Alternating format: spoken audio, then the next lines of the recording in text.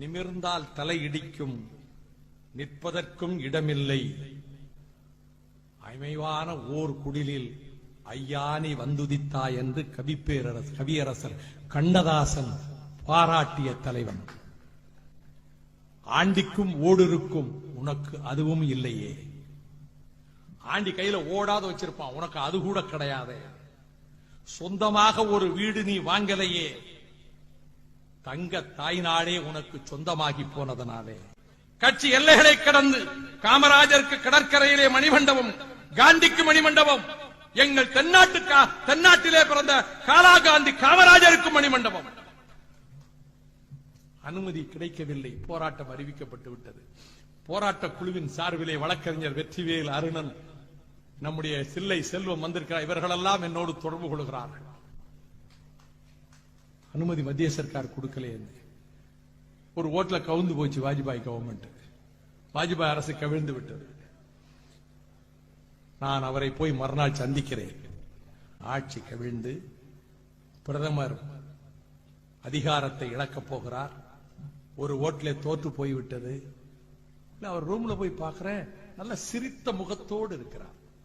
எந்த சலனமோ கவலையோ, உள்ளுக்குள்ள சஞ்சலம் இருந்தா என்ன முகத்துல தெரிஞ்சிடும். அவர் எந்த நிர்ச்சலனமாக இருக்கிறார். நான் தான் கவலையோடு இருந்தேன். மறுநாள் அவரை வீட்டுல போய் பார்க்கிறேன். கன்னியாகுமரி மாவட்ட மக்கள் போர் முரசு கூட்டி விட்டார்கள்.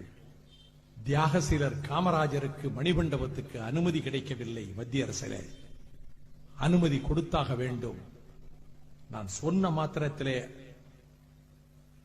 சிவசேனா கட்சியைச் சேர்ந்த சுரேஷ் பிரபு பொறுப்பிலே இருக்கிற அமைச்சர், பிரதமர் வாஜ்பாய், அப்பொழுதும் ஒரு பிரதமர் தான், தொலைபேசி எண்ணை அவரே சுழத்துகிறார்.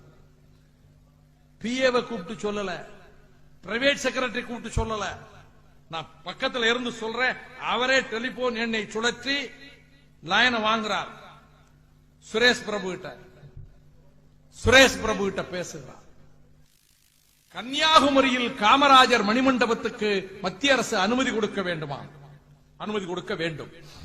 வைகோ அதற்காக என்னை சந்தித்திருக்கிறார். உடனடியாக அனுமதி கொடுப்பதற்கு என்ன வேண்டுமோ அதை செய்யுங்கள், இப்பொழுது உங்களிடம் அனுப்பி வைக்கிறேன் சொன்னார். நான் உடனடியாக சுரேஷ் பிரபு அவர்களுடைய அலுவலகத்துக்கு சென்றேன். அவர் தன்னுடைய துறையினுடைய செயலாளர் IAS அதிகாரிகளை அழைத்து உட்கார வைத்திருந்தார். அவர்கள் அமைச்சரிடம் சொன்னார்கள், உச்சநீதிமன்றத்திலே உத்தரவு இருக்கிறது, கடலின் எல்லையிலே இருந்து 500 மீட்டர் வரையிலே எந்த கட்டடமும் கட்டக்கூடாது என்று உத்தரவு இருக்கிறது. கன்னியாகுமரியிலே புதிதாக ஒரு கட்டடம் கட்ட நாம் அனுமதிக்க முடியாது, காமராஜருக்கு மண்டபம் கட்ட அனுமதிக்க முடியாது என்று அதிகாரிகள் சொல்லுகிறார்கள். உடனே அவர் அமைச்சர் சொன்னார், அவர் ரொம்ப நல்ல திறமையான அமைச்சர், அவர் பிரைம் மினிஸ்டர் சொல்லிட்டார், அதனால் வருவதை பார்த்துக் கொள்வோம், நீங்க நோட் போட்டு அனுப்புங்க, நாம் அனுமதி கொடுத்தாக வேண்டும். இங்க இருந்து நாகர்கோவிலிருந்து இருந்து போன் பண்ணி கேட்கிறாங்க, அனுமதி கிடைத்துவிடும் நாளைக்குள் என்று நான் சொல்லுகிறேன். வரல அனுமதி. மத்தியானம் 1 மணி 1:30 மணி இருக்கும். பிரைம் மினிஸ்டர் பார்லிமெண்ட் பில்டிங் ரூம்ல இருந்து போறார்.